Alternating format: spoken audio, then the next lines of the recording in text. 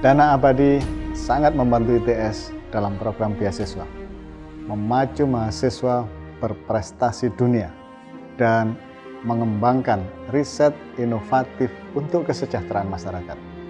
Saatnya kita berpartisipasi. Kontribusi Anda membantu terciptanya SDM unggul bangsa.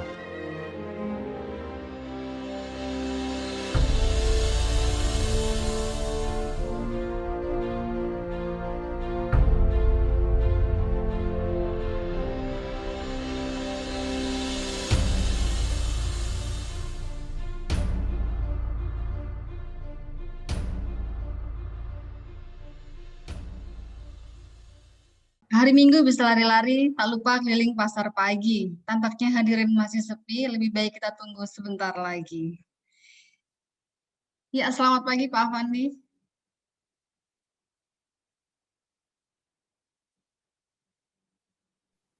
Selamat pagi, Assalamualaikum warahmatullahi wabarakatuh. Ini sudah hadir Pak Dodo juga nggih Pak? Bisa kita mulai langsung atau masih menunggu dulu? Monggo, silakan. Baik. Jalan dari pagi hingga malam, berburu bahan untuk penelitian. Izinkan kami ucapkan salam untuk para hadirin sekalian. Assalamualaikum warahmatullahi wabarakatuh. Salam, Om Swastiastu, Namo Buddhaya, salam kebajikan, salam sejahtera, salam sehat, dan salam advancing humanity. Yang terhormat, Direktur Direktorat Inovasi dan Kawasan Sains Teknologi, DIKST Institut Teknologi 10 November, Bapak Dr. Insinyur Ahmad Afandi, Degree of Advanced Studies, Wakil Direktur Direktorat Inovasi dan Kawasan Sains Teknologi, Bapak Dr. of Engineering Krio Sambodo, Sarjana Teknik Master of Engineering. Yang kami hormati para narasumber, para pimpinan, manajer senior, manajer unit klaster inovasi, Bapak Ibu para peneliti di lingkungan Institut Teknologi 10 November, serta Bapak Ibu hadirin yang kami muliakan. Selamat pagi dan salam sejahtera untuk kita semua. Alhamdulillah, puji dan syukur kami panjatkan kehadirat Allah Subhanahu wa Ta'ala, Tuhan yang Maha Kuasa, yang telah melimpahkan rahmat, hidayah, serta karunia-Nya kepada kita, sehingga Bapak Ibu pada hari ini, Senin 19 April 2021, dapat menghadiri undangan kami secara daring dalam acara sosialisasi hibah inovasi DIKST 2021, serta sosialisasi Endowment Fund ITS 2021. Baik, Bapak Ibu hadirin yang kami hormati, sambutan dan pembukaan oleh Direktur DIKST ITS, Bapak Dr. Insinyur Ahmad Afandi, Degree of Advanced Studies. Silakan Bapak.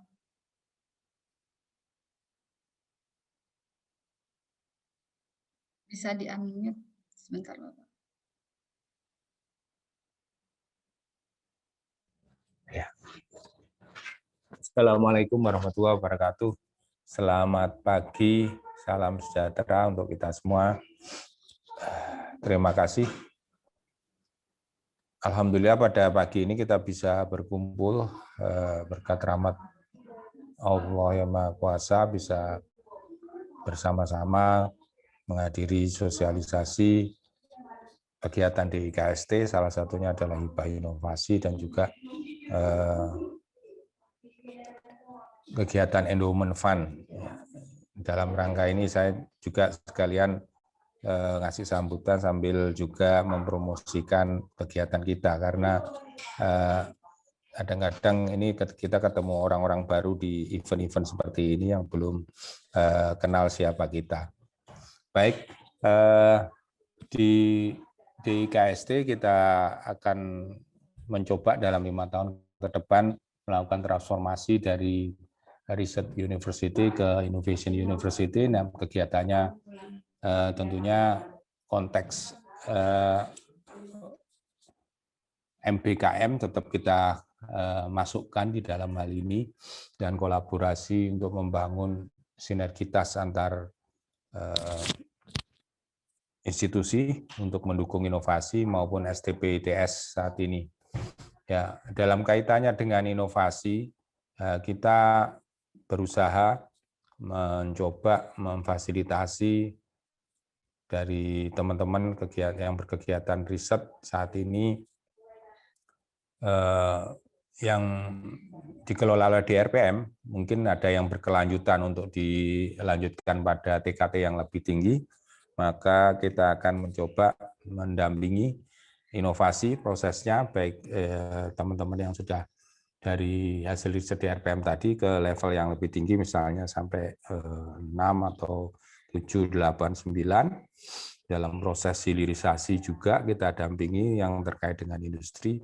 Dan kita mencoba pendekatan baru saat ini, sebaiknya kalau kita melakukan riset, hendaklah berangkat dari kebutuhan atau problem-problem yang ada di masyarakat, sehingga kita bisa sekaligus melakukan tidak hanya Scopus luarannya, tapi juga bisa sampai ke produk yang bisa diproduksi oleh industri dan akan memberi nilai tambah secara nasional. Dan ini terkait dengan layanan STP kita. Jadi saat ini ada 7 layanan utama di STP itu: riset pengembangan produk, rekayasa, prototyping, pengujian, pelatihan.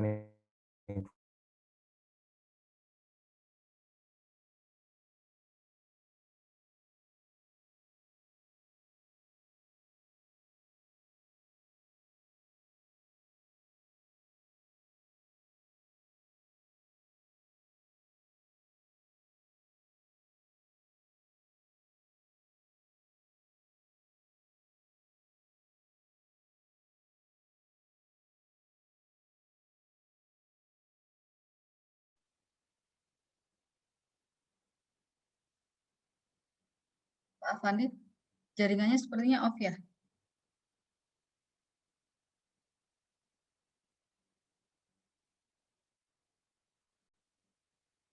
Ya, mohon maaf Bapak Ibu sekalian, sepertinya jaringan di Pak Afandi sedang bermasalah. Kita tunggu beliau untuk kembali bergabung bersama kita.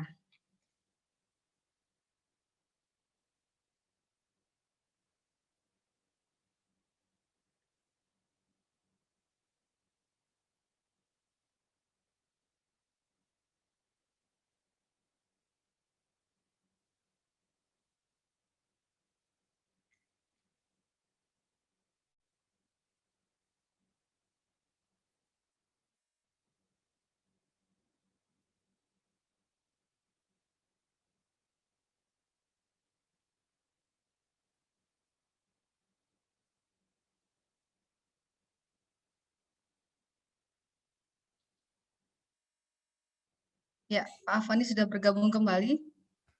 Maaf, ya, saya lanjutkan. Mohon maaf tadi terputus.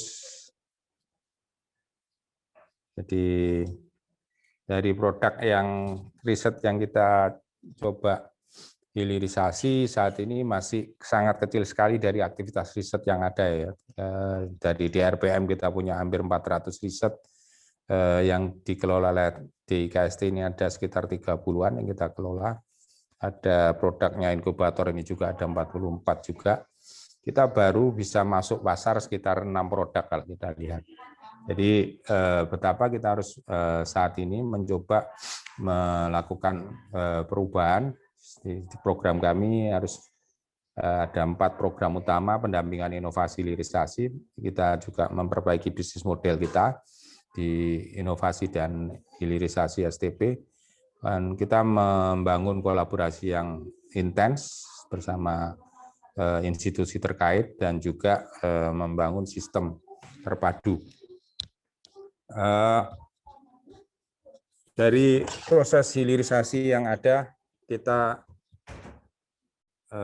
lihat potensi yang ada ya. Dari riset yang tahun lalu kita punya ya sekitar 30-an untuk dihilirisasi. Sebenarnya di samping nanti akan produk-produk baru yang akan muncul, dan tentunya kita punya program juga, targetnya berharap ada 15 yang akan diproduksi secara massal tahun ini. Ya, kita berharap mudah-mudahan kita bisa bersinergi dengan semua unit yang ada. Di klaster maritim kita punya unggulan yang melakukan produk maritim, pengembangan produk maritim maupun juga jasa maupun layanan konsultasi di bisnis maritim. Di klaster otomotif kita saat ini banyak fokus di kegiatan pengembangan kendaraan listrik, dan di klaster industri kreatif juga kita kolaborasi bersama dalam pengembangan desain sepeda motor gesit 2.0, kemudian pengembangan kereta api dan sebagainya. Banyak sekali di industri kreatif ini desainnya. Kemudian di klaster ICT juga pengembangan dan penerapan ini ya, intelligent system, ya baik itu di car maupun di boat. Dan kantor transfer teknologi di kantor kami ini menyiapkan dan mempromosikan HKI di industri. Nah, kemudian juga melakukan transfer teknologi dan pengelolaan HKI di sendiri, termasuk lisensi dan royalti yang ada di sini. Di inkubator kita berusaha, selama ini mungkin inkubator kebanyakan ide berasal dari bottom up. Kita mencoba dari hasil riset yang ada, barangkali kita bisa munculkan startup-startup baru dari hasil riset yang ada di ITS, sehingga kontribusi share di startup akan lebih besar ITS-nya. Kalau selama ini mungkin cukup 10% dengan bottom up, kita berusaha untuk dari hasil riset kita bisa kita hilirisasi, baik itu oleh industri maupun oleh startup kita sendiri. Dan program yang bervariasi tergantung kesiapannya, hingga totalnya bisa 2 tahun. Diharapkan kita bisa mengabsorb kegiatan SKS MBKM juga 20 SKS kalau bisa, sehingga mahasiswa yang berpotensi lulusan pengusaha bisa digodok di inkubator. Dan ini salah satu dana abadi, ini adalah program ITS yang mulai kita canangkan serius di tahun lalu dan menjadi target yang cukup besar sampai 5 tahun ke depan 2025, targetnya adalah 100 miliar, dan kita mencoba menggerakkan semua stakeholder ITS untuk membangun dana abadi ITS, dan juga sekaligus di bagian dana abadi pemodalan dan alumni ini Pak Maksus nanti akan juga mendetailkan lebih jelas. Nah, dalam rangka pendampingan inovasi ini, kita menyadari bahwa untuk hilirisasi dengan mitra industri maupun dengan startup, itu perjalanannya masih panjang, sehingga kita perlu pendampingan inovasi dengan ya memberikan jembatan dari riset ke industri. Nah, ini kita berusaha mencoba membangun jaring industri untuk mengabsorb problem yang ada, dan juga kalau ada kesulitan dari teman-teman periset berhubungan dengan industri, kita mencoba bersama DKPU dan ITS Technoscience untuk memanfaatkan network kita yang ada maupun menambah network-network yang baru.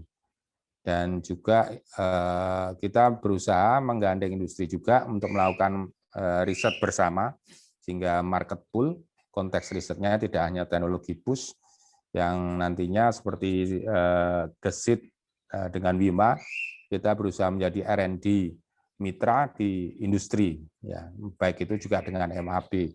Nah, kita harapkan ke depan ITS bisa banyak muncul produk inovasi yang bisa mendukung industri nasional. Untuk itu, menjembatani ini kita memunculkan hibah inovasi ini dengan tujuan untuk memfasilitasi tadi riset yang teknologi push maupun market pool yang sudah matang, untuk nanti bisa kita kuatkan lagi melalui pendanaan yang lebih gede, barangkali dengan RISPRO atau matching fund dari Kedereka. Kita juga melakukan pendampingan untuk teman-teman yang ingin bermaksud mengaplikasi ke Kedereka maupun RISPRO. Kami akan mendampingi dari awal tahun ini, karena tahun lalu kita berada di tengah-tengah. Tahun ini insya Allah Kedereka sudah mulai minggu lalu, beberapa teman-teman yang konsultasi akan kita buka untuk setiap Jumat siang untuk update progresnya, karena di matching fund Kedereka ini ya siapa cepat siapa dapat gitu ya, tidak harus menunggu tanggal 30 Juni. Ataupun nanti mau kita tawarkan dari hasil-hasil yang ada hibah inovasi ini ke venture capital untuk mendapatkan pendanaan lebih lanjut. Jadi saya kira itu dengan berkembangnya network kita diharapkan kegiatan hilirisasi akan berkembang pesat. Saya kira demikian gambaran tentang kegiatan kita, dan hibah inovasi ini adalah bagian dari kita untuk menjembatani untuk memperoleh grant yang lebih besar, karena harapannya riset yang di RPM yang ada ini kan kadang-kadang mitra industrinya belum mitra-mitra beneran, kadang-kadang mitra asal-asalannya. Kita minta komitmennya, jika memang ingin melakukan produksi maka kita bisa mengarahkan, menyempurnakan prototipenya, kalau perlu mengkaji market lebih awal, sehingga teman-teman dari industri bisa bersama-sama nanti kita apply bersama ke Rispro maupun ke matching fund ke Daereka maupun ke yang lainnya. Saya kira itu, terima kasih. Wassalamualaikum warahmatullahi wabarakatuh. Waalaikumsalam warahmatullahi wabarakatuh.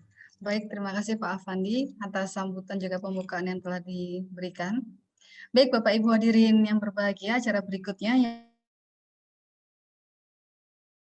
realisasi hibah inovasi DIKST 2021 yang akan disampaikan oleh Wakil Direktur DIKST ITS, Bapak Dr. of Engineering Kriel Sambodo, Sarjana Teknik Master of Engineering. Silakan Pak Dodot.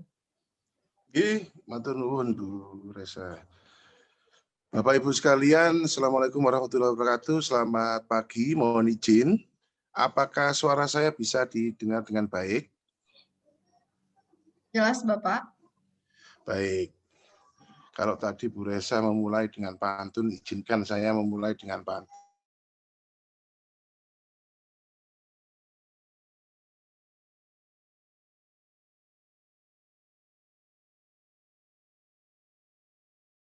Baik, Bapak Ibu sekalian yang saya hormati, mohon izin melanjutkan apa yang disampaikan Pak. Ini internet ada tulisan tidak stabil. Saya mohon izin mematikan video, nggih.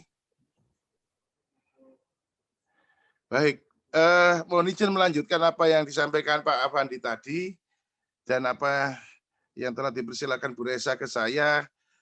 Saya mohon izin akan menyampaikan sedikit detail apa terkait program hibah inovasi lokal ini.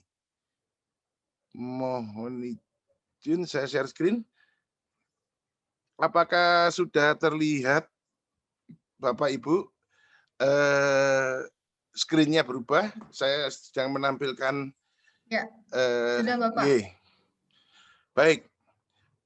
Bapak Ibu sekalian yang kami hormati, materi ini, PPT ini termasuk nanti materi-materi terkait sudah kami satukan menjadi satu dalam satu folder di mana semuanya bisa Bapak download. Nanti di belakang ada alamat untuk mendownloadnya. Terkait hibah inovasi ITS, pada periode tahun ini mungkin hampir sama dengan tahun-tahun sebelumnya, bahwa kita memfokuskan pada beberapa kegiatan seperti tertulis di depan Bapak Ibu, ada pembuatan prototipe untuk pendaftaran, kajian kelayakan, studi potensi pasar, kegiatan pengujian, dan standarisasi produk. Kalau kita lihat OTK ITS tahun 2019, di mana bidang 4 ini terdiri dari ada 3 direktorat, Direktorat Pengabdian kepada Masyarakat, kemudian Direktorat Inovasi tempat kami ini, Inovasi dan Kawasan Sains Teknologi, dan Direktorat Kerjasama serta Pengelolaan Usaha atau DKPU.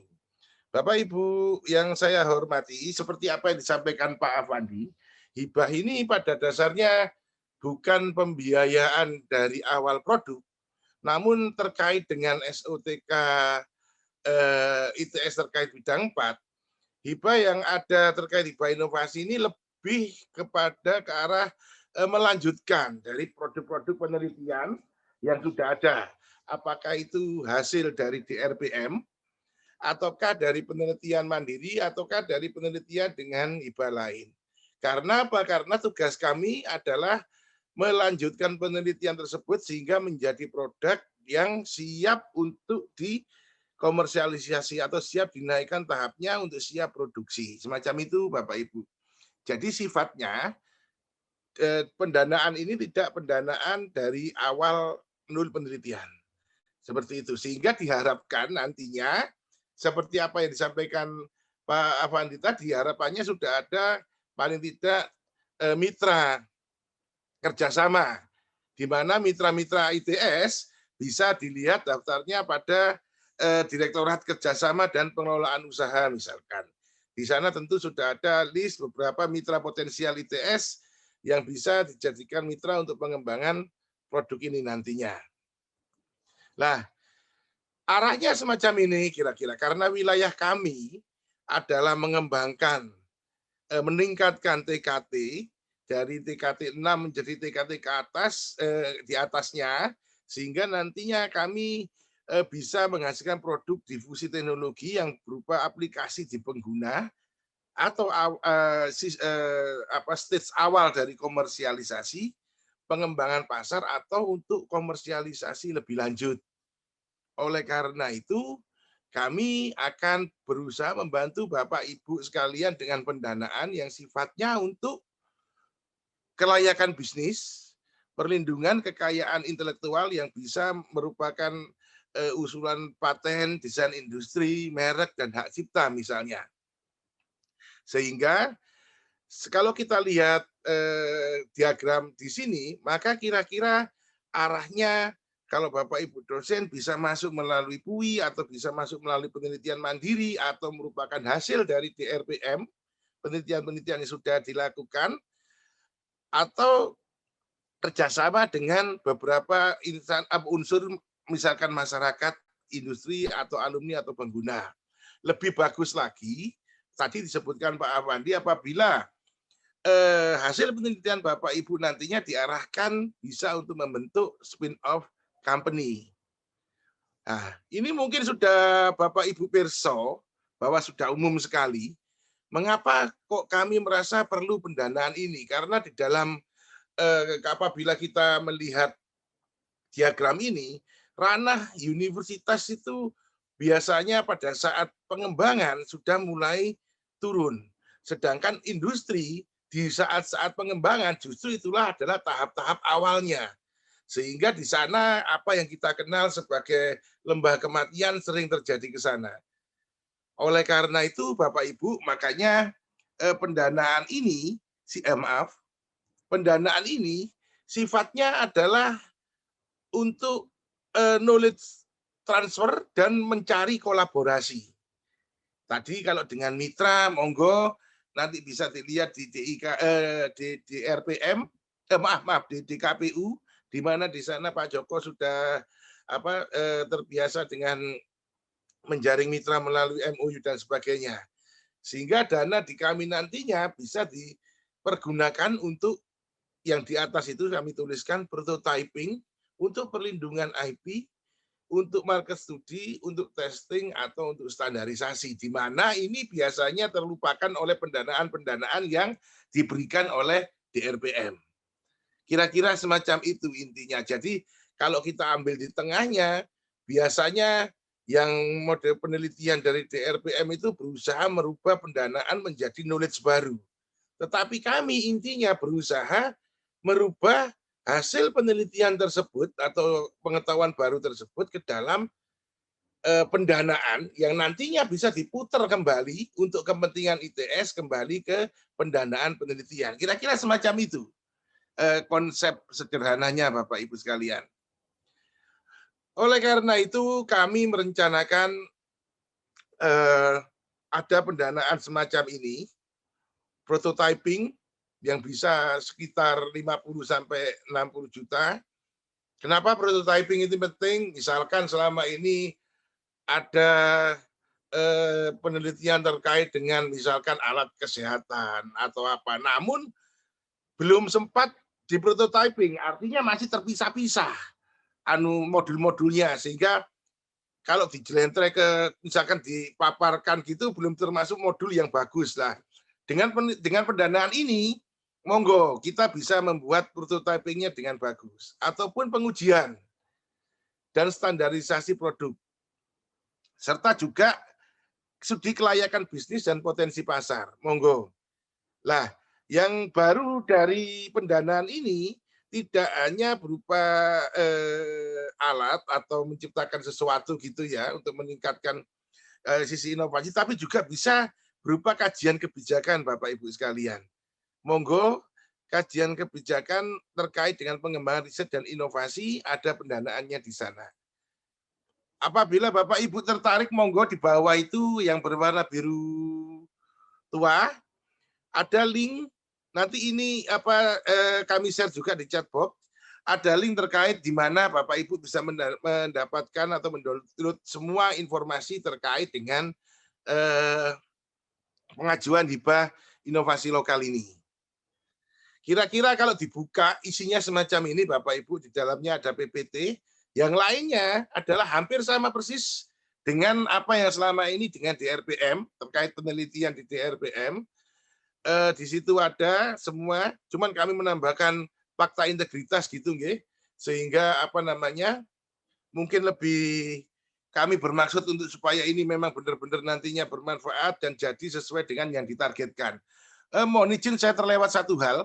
Di atas itu dituliskan draft HKI sebagai dasar, Bapak Ibu. Kalau memang diharapkan pada saat pengajuan proposal ini kalau semua diajukan, kira-kira pendanaan totalnya bisa sampai 100 juta, Bapak Ibu sekalian. Nah, dasarnya adalah diharapkan semua yang pengusul itu sudah mempunyai draft HKI. Hanya draft. Jadi belum diajukan, hanya draft saja. Begitu kira-kira. Ini jadwal, Bapak Ibu. Sekali lagi nanti akan saya share di chat box supaya tidak kesulitan harus mencatat, Bapak Ibu sekalian. Ini jadwal pelaksananya alhamdulillah sesuai dengan target. Karena penelitian ini memang bukan bersifat membiayai dari awal, maka kami pikir waktu yang tersedia sangat cukup. Jadi dari usulan di bulan April ini sampai kira-kira nanti apabila berjalan seperti schedule sekitar November laporan 2 sudah bisa dikumpulkan. Kira-kira mengaten Bapak Ibu sekalian, matur nuwun atas perhatiannya. Assalamualaikum warahmatullahi wabarakatuh. Saya kembalikan kembali ke Mbak Bu Resa. Ya. Baik, terima kasih Bapak atas paparan yang telah disampaikan. Pagi-pagi ke Taman Mini bersama Pak Camat dan keluarganya. Kita lanjutkan acara hari ini ke paparan berikutnya. Berikutnya yaitu pemaparan dari materi sosialisasi Endowment Fund ITS 2021 yang akan disampaikan langsung oleh Manajer Senior Akses Permodalan dan Hubungan Alumni DIKST ITS, Bapak Dr. Masud Sarjana Teknik, Magister Teknik. Silakan Bapak. Baik, terima kasih. Apakah suara saya terdengar cukup jelas? Oke, Bapak. Mohon izin share screen.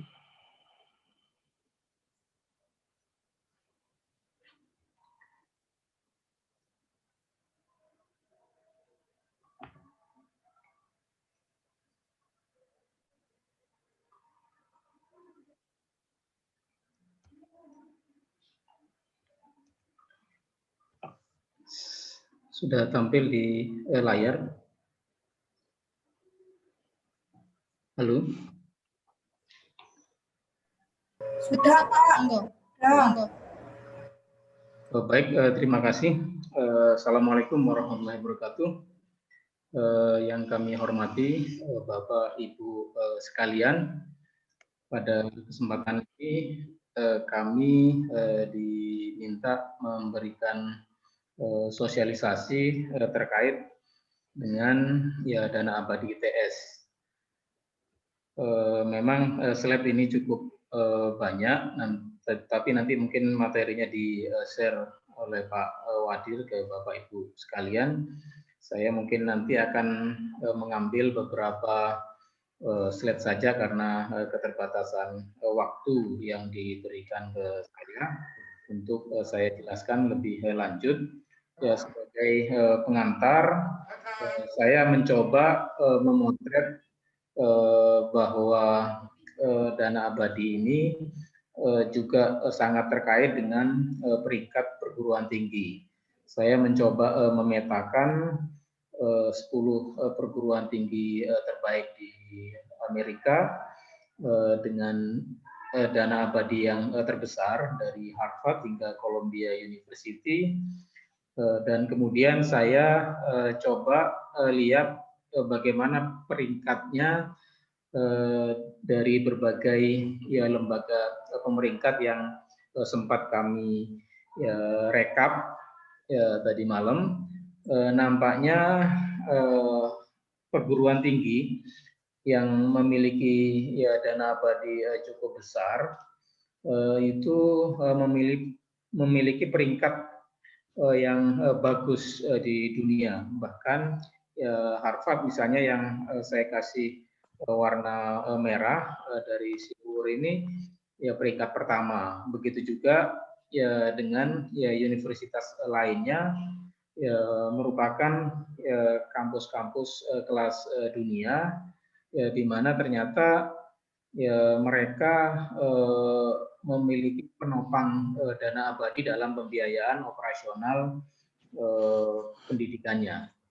Nah, saya ambil contoh di Harvard ini, saya kira cukup menarik bahwa 37% dari pembiayaan operasional pendidikan di Harvard itu justru ditopang dari hasil investasi dana abadi. Sementara tuition fee-nya cuma 17%.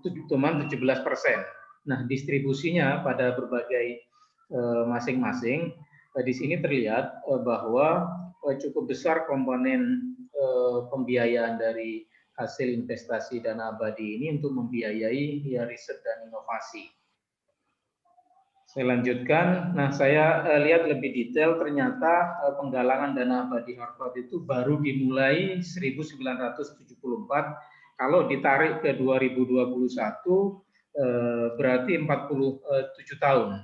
Nah, dalam rentang 47 tahun itu saat ini Harvard memiliki endowment fund 40 miliar US dollar, atau kalau saya kaitkan dengan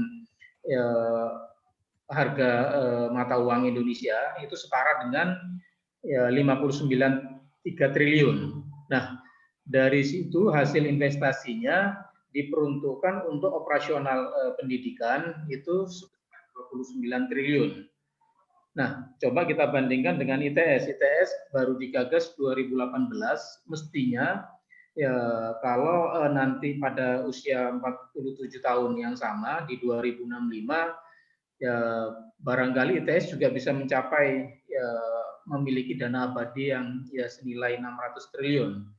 Atau setidaknya saya membayangkan seandainya 10% saja kita memiliki dana dari Harvard itu total dananya, maka sesungguhnya biaya pendidikan di ITS itu bisa gratis dan kebutuhan untuk penelitian bisa disupport dari hasil investasi dana abadi. Kenapa? Karena saat ini yang kami peroleh data diperkirakan dari data terdahulu kebutuhan operasional tahunan ITS itu hanya 1,5 triliun. Itu mungkin satu hal yang penting untuk kita ketahui bersama, dan ini keorganisasiannya, dan dari hasil dana abadi diinvestasikan dengan imbal hasil rata-rata 7,3%.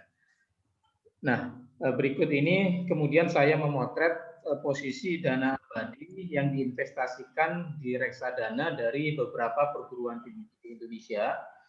Ya, ada UI, ya, kemudian ITB, UGM, ITB, ya, Syekh Kuala, ini belum PTNBH, Universitas Brawijaya belum PTNBH, tetapi dana kelolaannya ini belum dana yang termasuk tidak diinvestasikan di reksadana atau diinvestasikan di tempat lain. UI sudah sekitar 1,2 triliun. Terus kemudian ITB ya kira-kira 220 miliar. Itu target ITB di tahun kemarin itu sudah 1 triliun dan UGM ini 23 triliun, tetapi beberapa informasi yang lain artinya tidak diinvestasikan di reksadana sudah mencapai 200 miliar maksud saya. IPB ini sedang disuspend oleh OJK sehingga tidak mendapatkan data. Nah, perguruan tinggi yang lain saya kira cukup besar. Nah, kita bagaimana? Kita belum mencoba menginvestasikan ya pengelolaan dananya pada reksadana. Nah, berikutnya saya memotret beberapa potensi masalah pembiayaan PTNBH dalam jangka panjang jika kemudian pengelolaan dananya tetap ya tidak ada perubahan. Ya kenapa demikian? Karena kebutuhan biaya operasional itu pasti tiap tahun mengalami peningkatan. Lalu penerimaan APBN untuk PTNBH cenderung dikurangi dari tahun ke tahun. Penerimaan non APBN apalagi di masa pandemi ini menurun drastis. Nah, akhirnya kemudian ITS yang menggunakan skema memaksimalkan kuota seleksi kemitraan mandiri sampai 50%. Dan itu sudah batas maksimal, tidak lagi bisa di-upgrade. Nah, ke depan kalau biaya operasional itu tidak cukup, maka kemungkinan UKT dan SPI akan dinaikkan. Nah, sementara di internal kita, tuntutan sivitas mestinya juga akan kesejahteraan akan meningkat. Nah, kalau saya potret sesungguhnya pengelolaan dana PTNBH dari Peraturan Pemerintah Nomor 26 2015 ini sesungguhnya di sini sudah di-state bahwa ada wakaf, ada dana abadi pendidikan dan sumber-sumber lain yang berasal dari dana masyarakat ini menjadi perhatian dan secara legal bisa digunakan untuk pembiayaan bagi PTNBH. Nah, itu yang barangkali nanti perlu kita maksimalkan. Lalu kemudian berikut ini saya informasikan bagaimana cara berdonasi ya, dan sekaligus ini kami tunjukkan posisi saat ini dana abadi ITS dari komposisi sumber dana sesungguhnya ya maksimal atau paling besar ini bersumber dari ya internal saja, ya bersumber dari dana internal yang sementara eksternal ya hanya 11% dan dari hasil investasi tidak lebih dari 1%. Nah, capaian sampai 2020 ketika di 2018 atau di akhir 2019 itu hanya mencapai 124 juta, di 2020 ya alhamdulillah naik menjadi 6,169 miliar. Nah, ini proyeksi yang sudah dituangkan dalam ya Renstra, namun pada rapat pertemuan 3 organ beberapa pekan yang lalu disarankan ya kalau 45 juta itu terlalu kecil ya, maka kemudian kemungkinan bisa sampai 100 miliar atau 200 miliar di akhir 2025. Itu yang jadi perbincangan pada saat rapat pertemuan 3 organ MWA, SA dan Rektorat ya 2 pekan yang lalu. Nah, ini dari web kita bisa melihat posisi hari ini dana abadi kita 6,225 miliar. Nah, ini cara berdonasinya nanti bisa dilihat langsung Bapak Ibu sekalian, bisa menggunakan berbagai aplikasi, tinggal klik ke web. Bisa selanjutnya dengan mengikuti kita bisa melakukan donasi dan ini interface tampilannya beberapa contoh investasi dari donasi dari alumni maupun dari ya, dosen atau karyawan di internal kampus. Nah, ke depan saya ingin mensosialisasikan ini Bu, bahwa saat ini paradigma lama berdonasi ini ketika ada satu program A, ya ada donasi A, maka ada program A untuk menghabiskan donasi itu. Nah, kalau itu berjalan terus, maka kemudian kita tidak akan berkembang.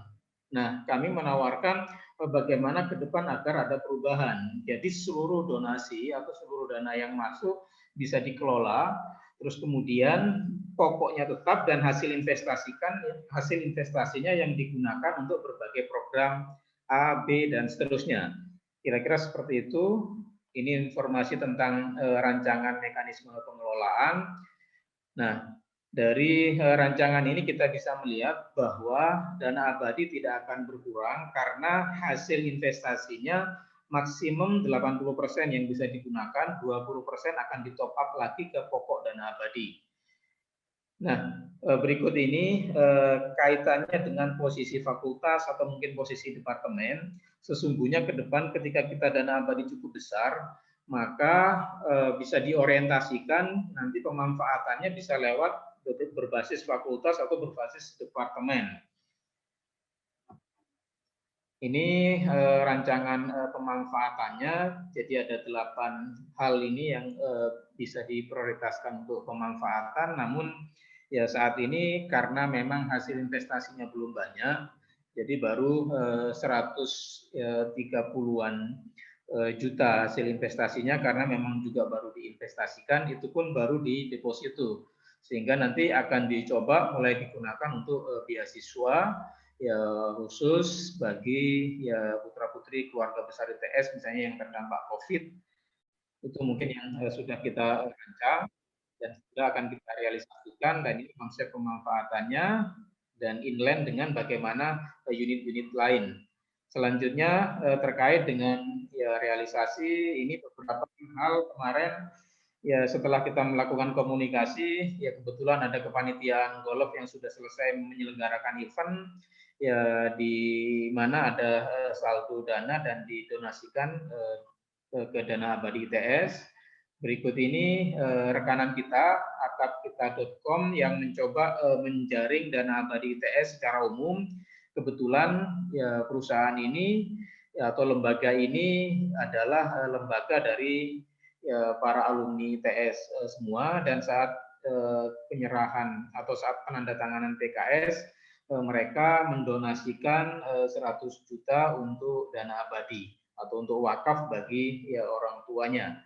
Ini tampilan dari Atapita, ini posisinya di atapita.com. Nah, ini salah satu potensi dana dari internal, yakni ya dari hasil profit dari PT yang dimiliki oleh ITS. Terus kemudian barangkali ini perlu kami sampaikan Bapak Ibu sekalian, kenapa kemarin itu sampai 6, sekian miliar, 2,5 miliar itu bersumber dari sisa anggaran ITS tahun 2020 yang 2019 misalnya direalisasikan 2020, yang 2021 mungkin akan segera direalisasikan. Ya, kemarin memang nominalnya 2,5 M. Kalau dibandingkan dengan UGM 2018, 19 dan 2020 dia memindahkan dari sisa anggarannya sebanyak 203 M ke dana abadinya. Ini satu hal yang kita lakukan komunikasi dengan pengurus IKITS. Dulu ada beasiswa aktivis, saya kebetulan ikut menjadi bagian dari penggagasnya. Ya, dalam perkembangannya ada donasi 1 miliar tiap tahun yang diserah terimakan pada saat momen Dies Natalis. Ya, kita menggagas dan menyampaikan tentang bagaimana kalau kemudian ya konsepnya kita geser, beasiswanya nanti melalui dana abadi, artinya hasilnya yang kita manfaatkan untuk beasiswa. Alhamdulillah dengan komunikasi yang kita lakukan, akhirnya ada kesepakatan nanti 1 miliar minimal itu ya akan dimasukkan ke dana abadi. Ini beberapa program yang mungkin contoh-contoh informasi. Ini contoh misalnya kegiatan di ITB 1M didonasikan untuk dana abadi dan seterusnya. Ini proyeksi ke depan kita akan mencoba menawarkan space kosong di gedung ke corporate. Nah, pada nilai tertentu nanti akan di logo atau namanya akan ditempel di gedung di ITS dengan mendonasikan ya, dana ke dana abadi ITS. Termasuk ini ya yang ya juga akan kita selenggarakan adalah prasasti alumni. Jadi bagaimana nama-nama alumni, barangkali alumni yang sukses atau alumni berbasis angkatan, nanti nama-namanya akan ditempel dalam sebuah prasasti dengan kemudian memberikan donasi terhadap dana abadi. Ini program-program yang kita rencanakan. Mungkin ini perlu kami sampaikan Bapak Ibu sekalian, aspek kelembagaan kita memang belum maksimal. Ya karena mungkin memang masih baru. Sesungguhnya kalau di beberapa perguruan tinggi lain maupun perguruan tinggi kelas dunia, ya kelembagaan pengelolaan dana abadi ini nampaknya cukup dikelola secara profesional ya dalam bentuk investment company. Ya, namun demikian juga ada yang dalam bentuk yayasan, ya ada juga yang dalam bentuk badan otonom seperti di UNER dan ITB, sementara di kita masih dijadikan salah satu tupoksi ya di dalam ya, subunit di DIKST. Ya itu mungkin satu hal yang barangkali ke depan bisa dipertimbangkan untuk dikembangkan. Nah, ini yang kami perlu sampaikan kepada Bapak Ibu sekalian. Pengelolaan dana abadi ini menurut kami butuh komitmen dan kebijakan strategis bagaimana kemudian menjadikan ITS Endowment Fund ini sebagai mainstream. Ya, sebagaimana ya ketika ITS ya berobsesi menjadi bagian dari ya, World Class University. Ya, dan seluruh unit akhirnya sekarang mengarah ke sana, anggaran dan program juga diarahkan ke sana. Nah, kalau memang kita serius ya dengan dana abadi ini, maka indikator dari adanya komitmen dan kebijakan strategis itu bila semua organ kelembagaan di ITS hingga departemen atau unit-unit juga memberikan perhatian serius dan berkontribusi dalam pencapaian dan target endowment fund ini. Nah, saat ini memang masih belum, tetapi ya perhatian terhadap ini sudah mulai ya ada progres di mana MWA SA sudah menyorot bagaimana kemudian agar penggalian dana abadi ini bisa maksimal. Nah, salah satunya misalkan ya, satu hal yang kecil saja, ya bagaimana KPI Endowment Fund ini bisa diturunkan menjadi KPI di tiap fakultas, departemen, dan unit lain, sebagaimana KPI terkait ya, penunjang terhadap ya, WCU. Saya kira ya itu menjadi satu keharusan ketika memang ya, ada komitmen dan kebijakan strategis ya dalam rangka menjadikan endowment fund ini sebagai bagian dari penunjang ITS untuk mencapai perguruan tinggi kelas dunia. Nah, di antaranya mungkin beberapa contoh di sebelah, ya ITB, UGM penggaliannya sudah maksimal karena seluruh elemen berbicara tentang endowment fund dan bergerak untuk mencari potensi endowment fund. Mungkin ini contoh beberapa literatur atau buku kenangan ya, dan kami ingin juga mencoba menulis ya buku terkait dengan ini nanti sebagai bagian dari sosialisasi endowment fund terutama ke alumni maupun ke masyarakat umum. Barangkali itu Bapak Ibu yang bisa kami sampaikan. Ya semoga ya penyampaian yang ya singkat ini ada guna dan manfaat. Ya Bapak Ibu sekalian tidak harus merasa wah saya ditagih untuk berdonasi. Ya tidak harus Bu. Ini bukan dalam rangka ya menagih dana abadi ya menagih donasi, ini hanya sosialisasi saja. Ya mungkin kalau berdonasi setelah ini saja. Ya, maksudnya setelah pertemuan ini barangkali begitu, dan tinggal klik ke ya danaabadi.its.ac.id dan seterusnya. Kalau melalui akun kita juga bisa, ini rekanan kami yang kemudian nanti dananya akan ya disalurkan ke kami. Mungkin itu yang bisa kami sampaikan. Mohon maaf jika dalam menyampaikan ada beberapa hal yang kurang jelas. Sekian, terima kasih. Assalamualaikum warahmatullahi wabarakatuh. Waalaikumsalam warahmatullahi wabarakatuh. Baik, terima kasih Pak Masus atas paparan terkait Endowment Fund ITS 2021. Berikutnya, yaitu sesi akhir tanya jawab yang akan dipandu langsung moderatornya oleh Bapak Dr. Masus, Sarjana Teknik Magister Teknik. Bisa ditanyakan langsung terkait sosialisasi hibah inovasi DIKST 2021 ataupun juga mengenai Endowment Fund ITS 2021. Silakan Pak Masus.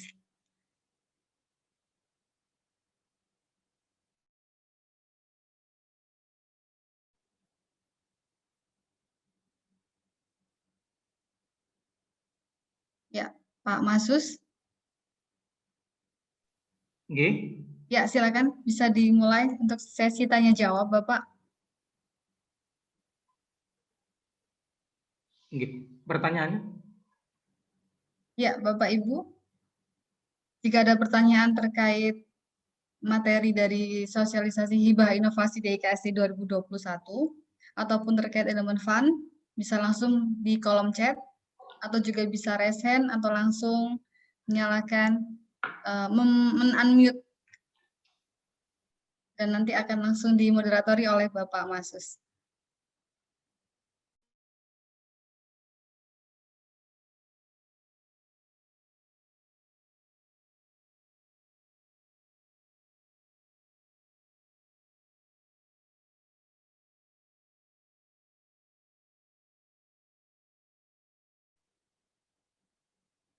Sepertinya untuk yang materi atau hibah inovasi DIKST sudah cukup ini Bapak ya. Pak Masus? Ya. Ya, untuk yang materi sosialisasi sepertinya Bapak Ibu para peneliti sudah cukup sangat paham sekali mengenai tata cara dan lain sebagainya. Atau mungkin ada yang ingin didiskusikan, maaf, bisa langsung.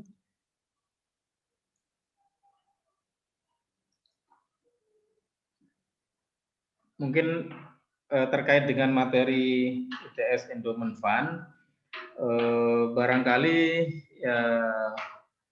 ya materi tinggal dibaca mungkin ketika ada waktu senggang. Ya nanti kalau ada yang kurang jelas ya bisa ditanyakan, atau misalnya Ya, ini ada kendala dalam proses berdonasi, ya ini ada Bu, kita bisa maaf bantu. Bapak. Kira-kira begitu. Ya, maaf, ini ada Bu Januarti yang belum bisa meng-unmute. Bisa dibantu Mbak Yani?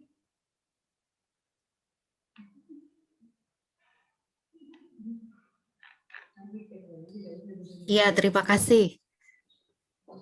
Ya, silakan Ibu.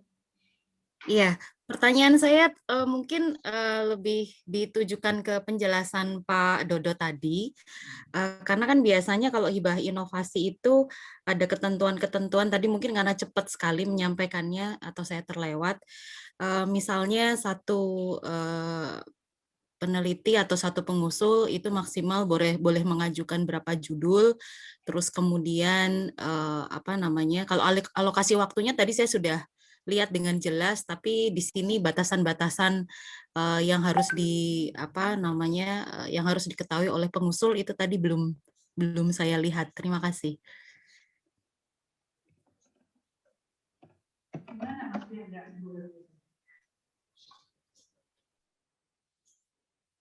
Langsung saya jawab saja nggih, Mbak Nggih, Bu Resa. Sensei. Nggih, Bu Yani. Assalamualaikum warahmatullahi wabarakatuh, matur nuwun.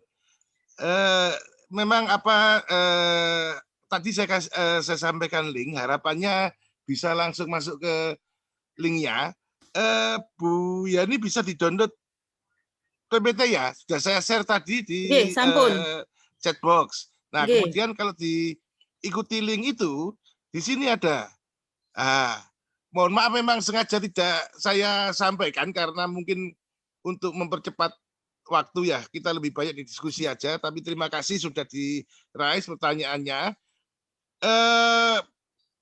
Syarat-syaratnya dan luaran-luaran apa yang diinginkan semua ada di link yang kami tunjukkan tadi, Panduan Inovasi Lokal ITS 2021, di mana apabila diakses isinya ini, dan yang saya buka, aku ngomong dewe ternyata belum share screen saya ya. Sudah share screen? Oh sudah ya? Sudah share screen apa belum saya? Belum Bapak. Loh kok gak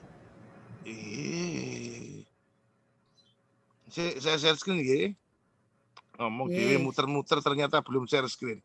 Nah, ini sudah bisa dilihat ya. Jadi kalau tadi PPT-nya diakses, saya ulangi lagi, ada alamat yang menuju kemari. Nah, ada yang menuju kemari Bapak-Bapak. Di sini ada semua file yang dibutuhkan, termasuk ada file PPT tadi dalam format PDF dan panduan serta format template pengusulan. Di sini ada. Nah, di dalam panduan itu mohon izin, ini saya tuliskan di sini.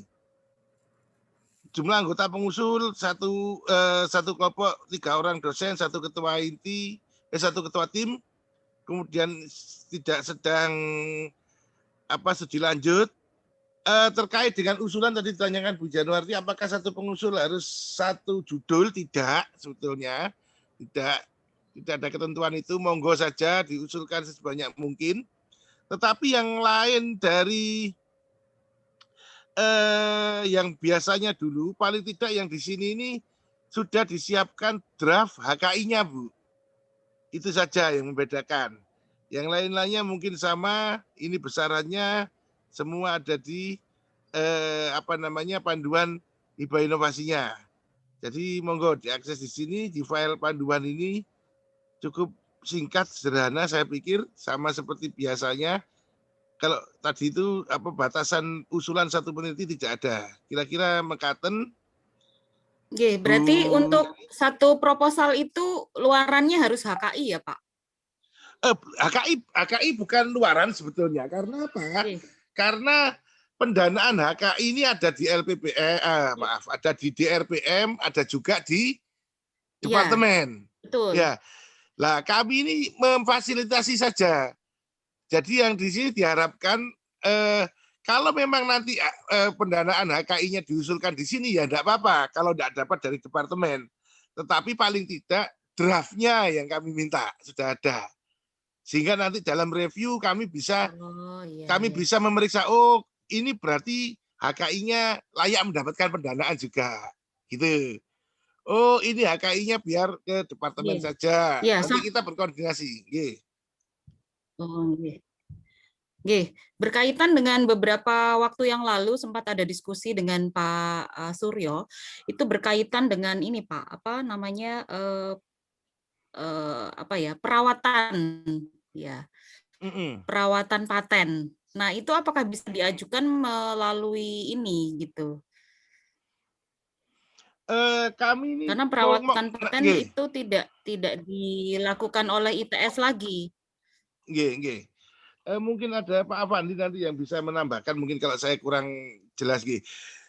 Kami memang belum membicarakan dalam skema ini tentang perawatan paten, belum Bu, belum membicarakan. Nah mungkin nanti kalau di skema lain, monggo nanti Pak Afandi yang bisa, atau Bu Yayu yang ada ini, mungkin apakah pendanaan ke arah perawatan paten sudah dianggarkan, mungkin bisa menjelaskan nanti Bu Yayu.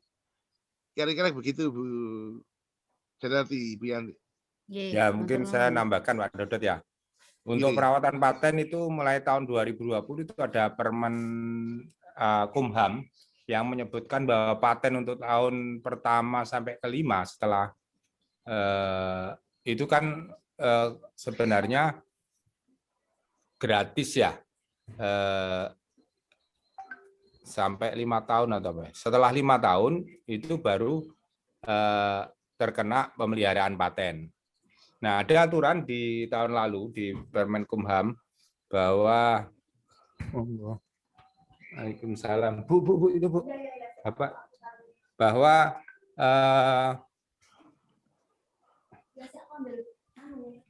ada peraturan yang kalau belum terkomersialisasi itu bisa diajukan permohonan bantuan pembebasan pemeliharaan paten. Itu kalau nggak salah. Tetapi ada syarat-syaratnya banyak yang harus diajukan oleh inventornya. Sehingga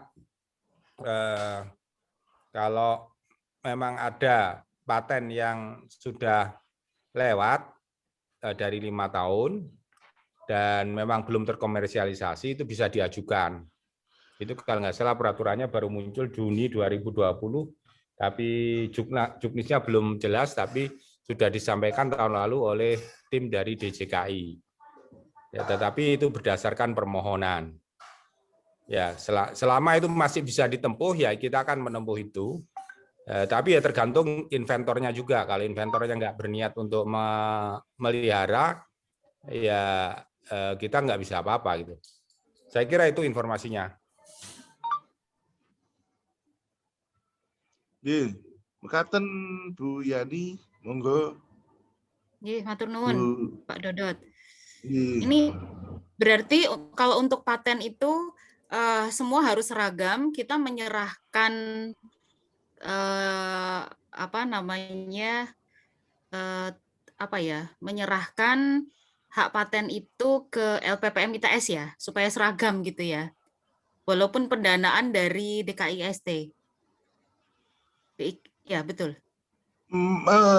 Gitu ya, Pak. Maksudnya bagaimana, Bu? Kan Kalau biasanya di kami, dalam pada waktu kita iya. membuat paten itu kan draft paten kan kita mendaftarkan, Pak. Terus kemudian ada Iya. penyerahan paten dari inventor kepada institusinya. Dalam hal ini biasanya ke DRPM gitu. Jadi yang memegang hak paten itu bukan inventornya, tetapi institusinya.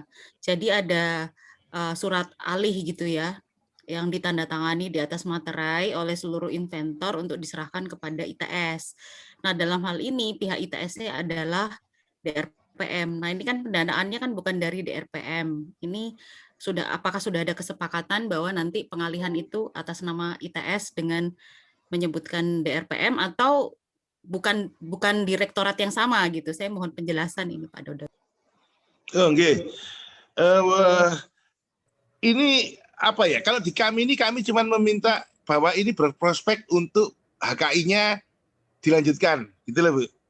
Jadi nanti tentunya karena apa kantor, kalau dulu kantor HKI, kantor TTO adanya di bawah DIKST, maka tentu akan ke sana arahnya. Kalau misalkan nanti pendanaan HKI-nya akan diperoleh.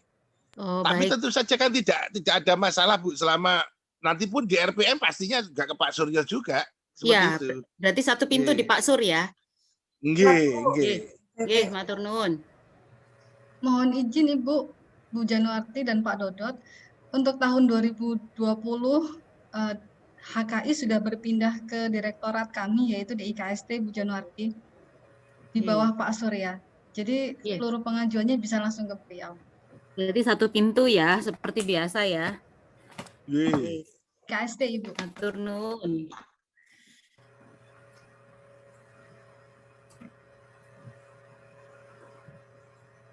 Mohon izin, ya ternyata saya suruh jadi moderator. Bapak Ibu silakan, barangkali ada yang ingin dikonfirmasi atau ditanyakan, monggo dipersilakan Bapak Ibu sekalian terkait dengan IPA inovasi. Ya, kalau dengan endowment fund mungkin ya tidak terlalu penting untuk didiskusikan ya, yang penting didonasikan saja. Ya, monggo dipersilakan Bapak Ibu, karena segera akan dimulai IPA inovasi ini, agar bisa segera dieksekusi. Mungkin ada beberapa hal yang kurang jelas dari pemaparan Pak Dodot bisa ditanyakan. Kami persilakan. Pak Maksus di chat ada pertanyaan, Pak. Pak Masus? Ya. Atau saya bantu? Ya, saya bacakan, nggih. Mohon izin, Pak, ini metode pengajuannya seperti apa? Apakah sistem online melalui Simpel dan lain-lain? Ya, di Simpel belum menemukan. Pak Dodot barangkali bisa memberikan ya penegasan. Ya, kira-kira. Terima kasih Pak Didit, kalau saya baca ini. Memang kami belum belum terintegrasi di Simpel, Pak. Jadi pengajuannya dengan proposal print out proposal. Nanti print out proposal template-nya seperti tadi, tinggal disiapkan saja, nanti dikirim ke Direktorat Direktorat Inovasi dan Kawasan Teknologi di kantor Pasca Sarjana lantai 2, Pak. Atau bisa juga melalui email, nggih. Saya juga mohon maaf ini kelupaan. Emailnya kemana, Bu Resa, bisa diinformasikan barangkali Bapak-bapak karena online ini ya, sehingga perlu email, mungkin diinformasikan bisa di email saja. Jadi masih seperti sistem lama lah, Pak. Kita sampaikan print out-nya karena memang belum terintegrasi ini, Pak, dengan simpelnya DRPM. Email apa alamat emailnya? Ya, untuk emailnya DIKST, Bapak. Nanti akan Bisa ditulis di tuliskan room chat. di chat box. Oh iya, baik. Ya, Pak Didit sudah cukup jelas, nggih? Mungkin yang lain, Pak Dodot, nggih, monggo. ya saya Kelly, Pak, saya mau tanya. Ini yang pertama untuk yang pendanaan ini kan maksimal 100 juta, nggih Pak ya. Kemudian kan nanti bisa dibagi untuk beberapa komponen. Nah itu berarti nanti ketika di RAB itu kita menuliskan ya misalnya pengeluaran ini untuk komponen yang mana kan misalnya kayak kegiatan prototipe ini kan maksimal 60 juta, kemudian pengujian itu maksimal 40 juta. Begitu nggih, Pak Dodot ya?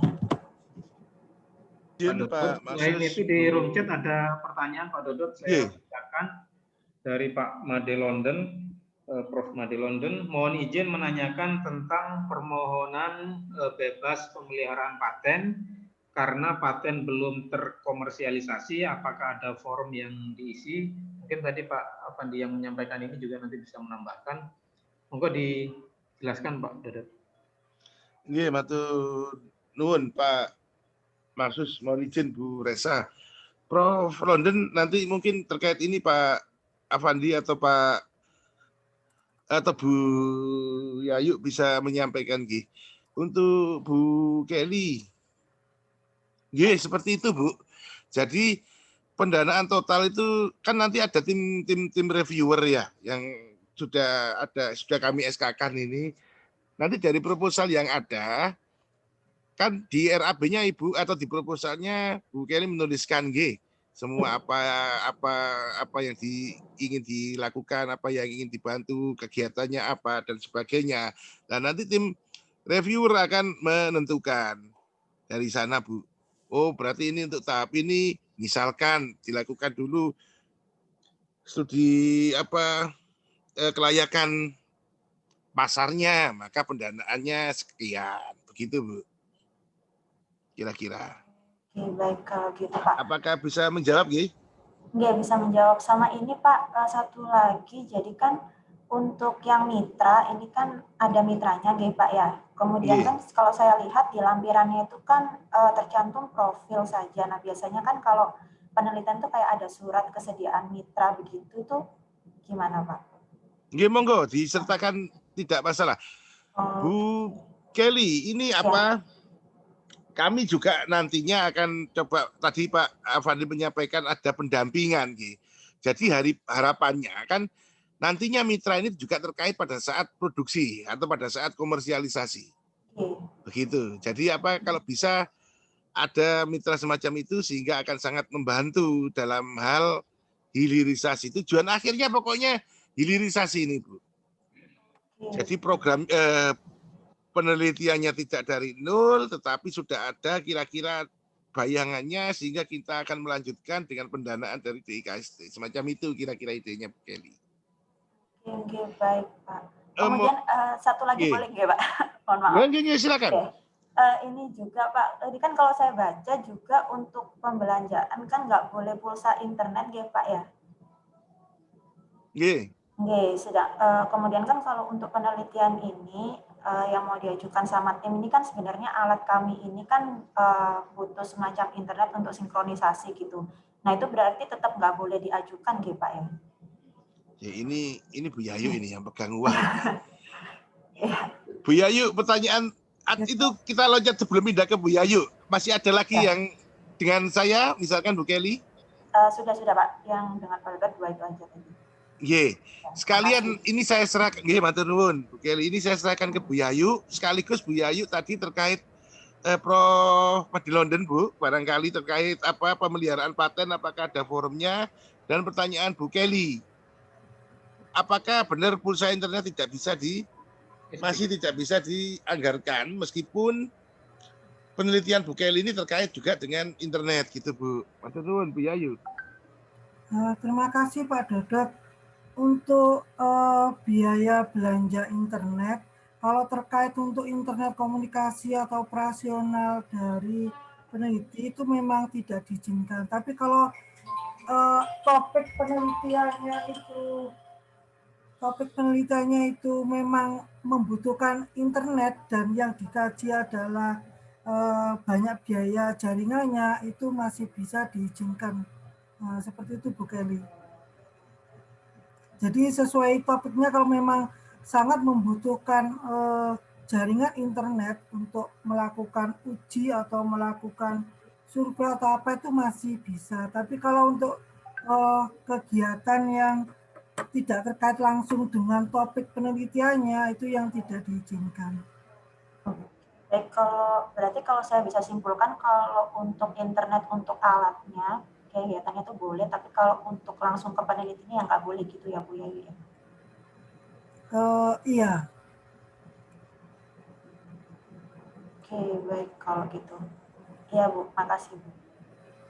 Untuk informasi pengumpulan proposal itu sebenarnya ada di flyer.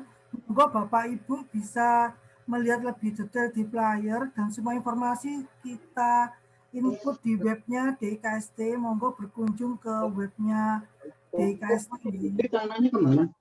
Semua informasi ada di sini. Nah, ini ada di share sama Mbak Yani. Monggo.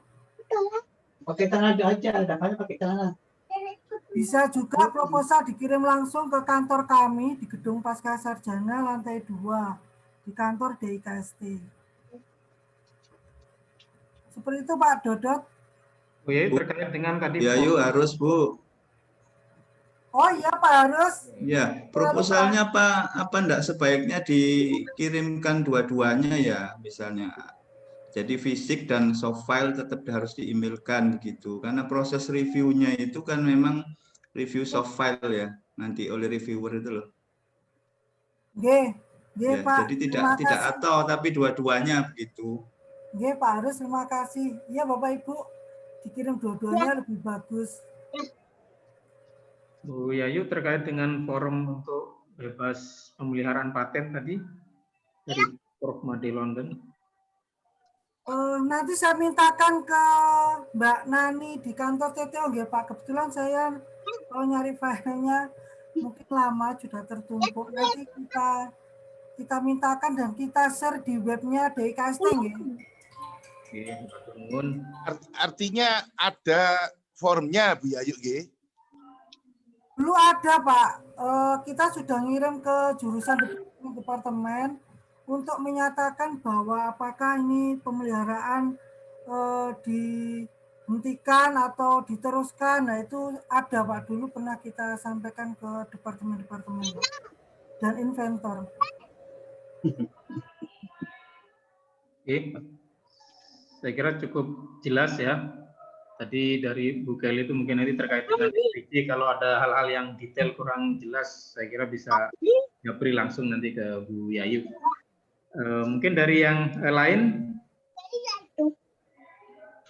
monggo Bapak Ibu sekalian.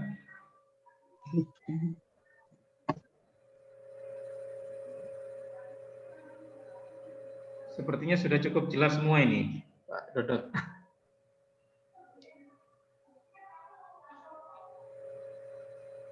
Pak Dodot ini ngirimnya rangkap berapa Pak? 1 kah? Kalau fisiknya 1 tidak masalah ya, tetapi tadi kan sudah disyaratkan juga kirim versi digital, nggih. Itu kan bisa kita bagi yang itu, tidak ada masalah Mbak Yayu. Satu dikirim fisik, 1 diemailkan lah. Nggih. Ini pengumpulannya tanggal 15 Mei, terakhir pukul 16, nggih Bapak Ibu. Monggo Bapak Ibu bisa berkunjung ke webnya DIKST. Di sana banyak informasi yang diperoleh, tidak hanya terkait hibah inovasi, endowment fund, tapi juga ada kegiatan-kegiatan lain di dalam programnya DIKST. Sekalian promo ini saya. Mohon izin ini. Monggo. Pak Dodot, Pak Maksus. Mohon izin. Silakan Pak Bambang. Mohon maaf Pak, ini saya baru bergabung. Tadi masih monet di PRN itu. Saya mau menanyakan ini Pak, ini yang sekarang muncul di layar kan ada hibah inovasi lokal ITS 2021 ya. Di situ ada persyaratan produk teknologi yang diusulkan telah mencapai nilai TKT 7. dan siap dinaikkan ke tingkat produksi. Nah ini nanti mungkin Pak Dodot atau bisa diinfokan Pak, itu nanti untuk penilaian TKT-nya itu bagaimana Pak Pak Dodot.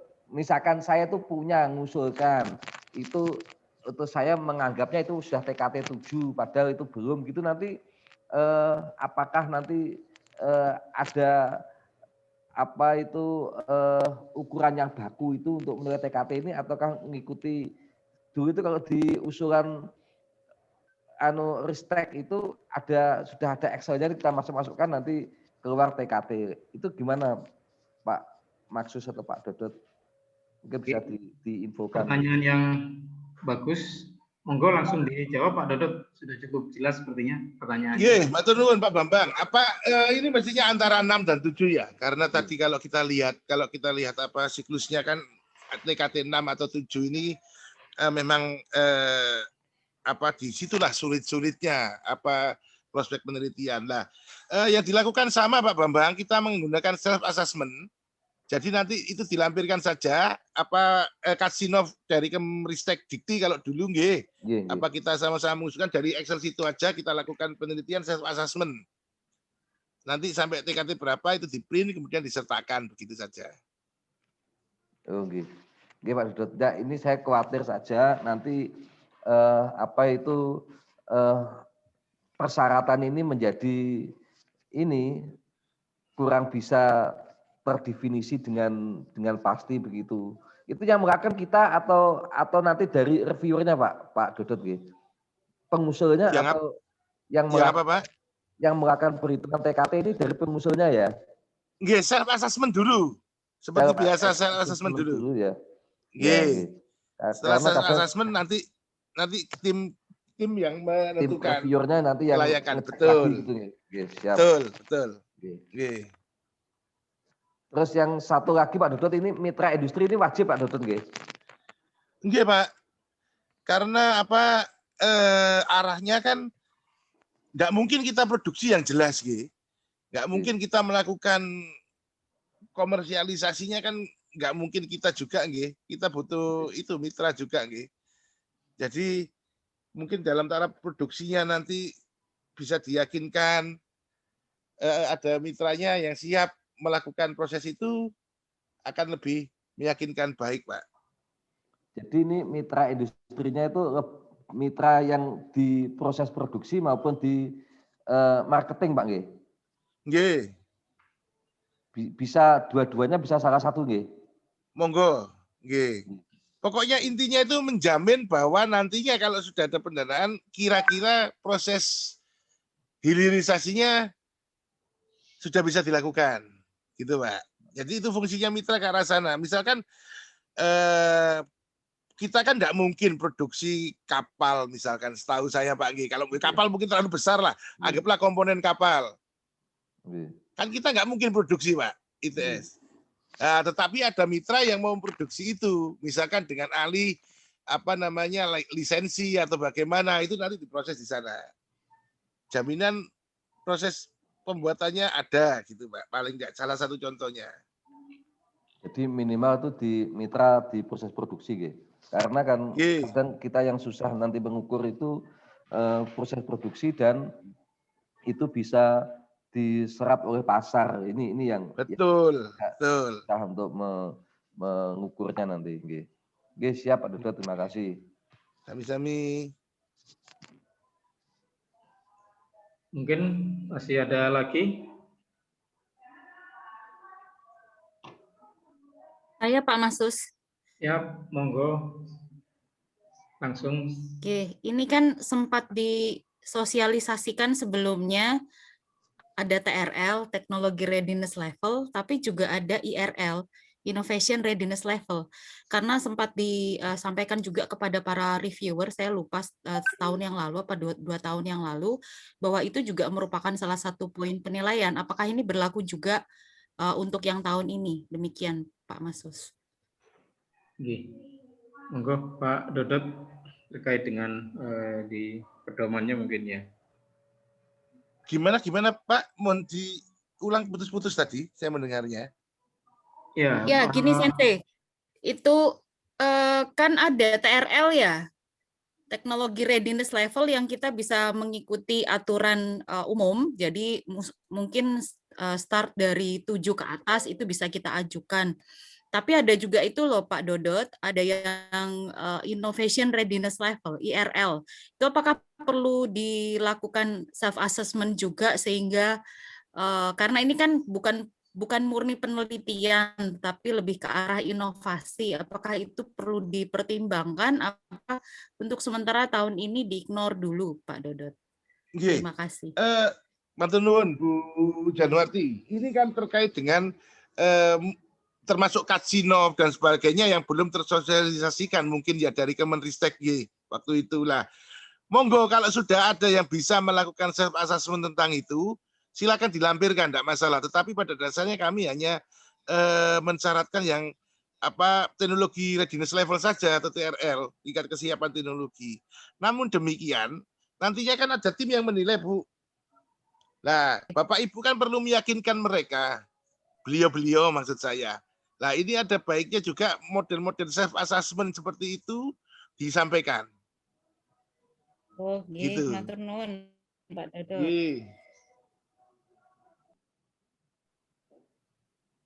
Mungkin satu lagi Bapak Ibu sekalian.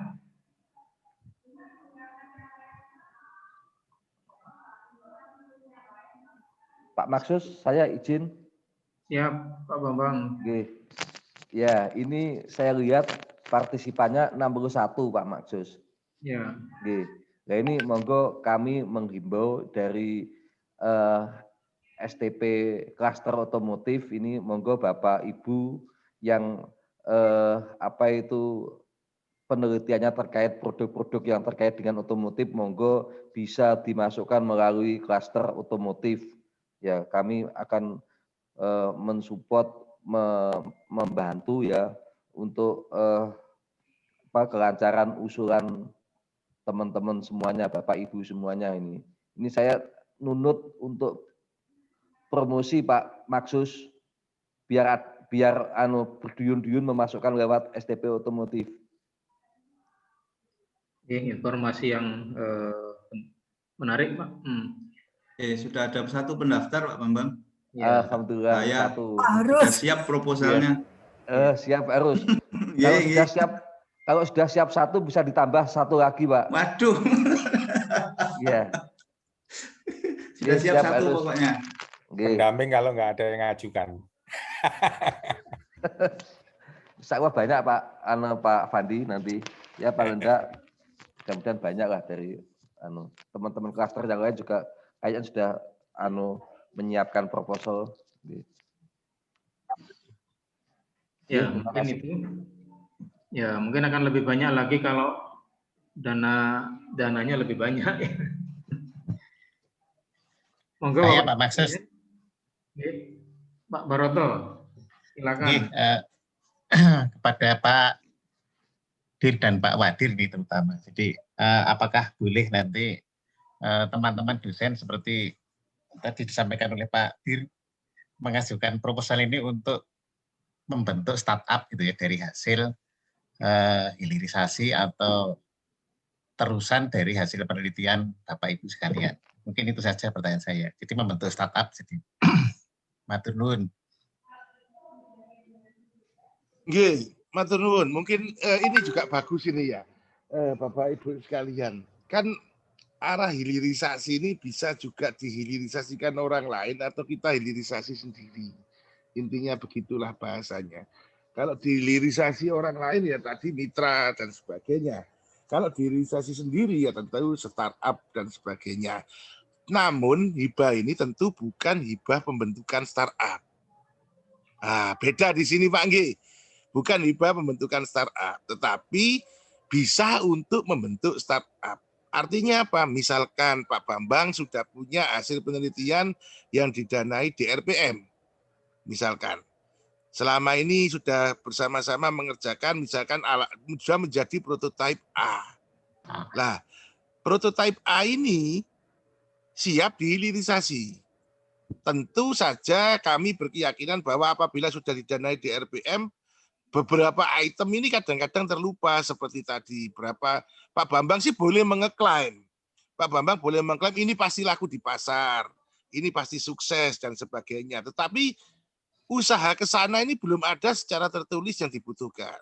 Makanya nanti Pak Bambang bisa melakukan misalkan survei market, kemudian bagaimana bisnis plan-nya, bagaimana respon pasarnya dan sebagainya, sehingga bisnis prosesnya atau bisnis kanvasnya sudah jelas, ya itu bisa diadukan pembiayaannya. Namun demikian, tadi Pak Baratonggi, mohon Pak Direktur nanti bisa menambahkan kalau misalkan saya kurang jelas dalam penyampaian. Dalam hal ini untuk proses hilirisasinya bisa lewat startup. Nah ini secara tidak langsung kan menjadi startup, Pak. Secara tidak langsung menjadi startup. Jadi bukan di awal untuk membuat startup kita lakukan dengan pendanaan ini, bukan begitu pola pikirnya tentu saja. Kira-kira semacam itu Pak Baroto Nyunduko matur nuwun. Matur nuwun. Oke, masih ada Bapak Ibu sekalian? Sepertinya cukup jelas, tinggal segera merapikan proposal, dan untuk Prof Harus tinggal segera nambah proposal-proposal baru. Ya, karena siap. Insya Allah. Minimal 5 lah. itu hilirisasi proposal itu nanti. Anggur kali. Ya, baik Bapak Ibu sekalian, ya mengingat ya sudah cukup jelas, dan nanti kalau ada hal-hal yang kurang jelas, biasanya nomor kontak Pak Dodot itu ya 25 jam tidak pernah dimatikan, sehingga bisa setiap saat untuk kontak beliau. Untuk itu kami ucapkan terima kasih atas ya kehadiran dan partisipasi dari Bapak Ibu sekalian. Untuk selanjutnya kami kembalikan ke Mbak Reza. Monggo Mbak Reza. Baik, terima kasih Bapak Ibu hadirin sekalian atas kegiatan atau acara pada pagi hari ini. Dan kami harapkan proposal yang masuk juga yang akan diproses untuk lebih lanjut, dan hasilnya atau nilainya dari reviewer juga bagus, banyak, dan sesuai dengan dana yang kami miliki. Ya, Bapak Ibu hadirin yang berbahagia, demikian seluruh rangkaian acara sosialisasi hibah inovasi DIKST 2021 serta sosialisasi Endowment Fund ITS 2021 yang dilaksanakan secara daring pada hari ini, Senin 19 April 2021. Kami atas nama panitia yang bertugas, saya Reza Mega, mengucapkan terima kasih atas segala perhatiannya, dan kami haturkan mohon maaf apabila ada khilaf dan kesalahan. Jika diawali dengan pantun, maka mohon izin juga untuk menutup acara dengan pantun. Akhir tahun nanti pergi liburan dari Surabaya ke Wakatobi. Tetap patuhi protokol kesehatan. Kami ucapkan stay safe, stay healthy. Mohon izin menutup. Wassalamualaikum warahmatullahi wabarakatuh. Semoga Tuhan memberkati. Om Santi Santi Om. Namo Buddhaya. Selamat siang.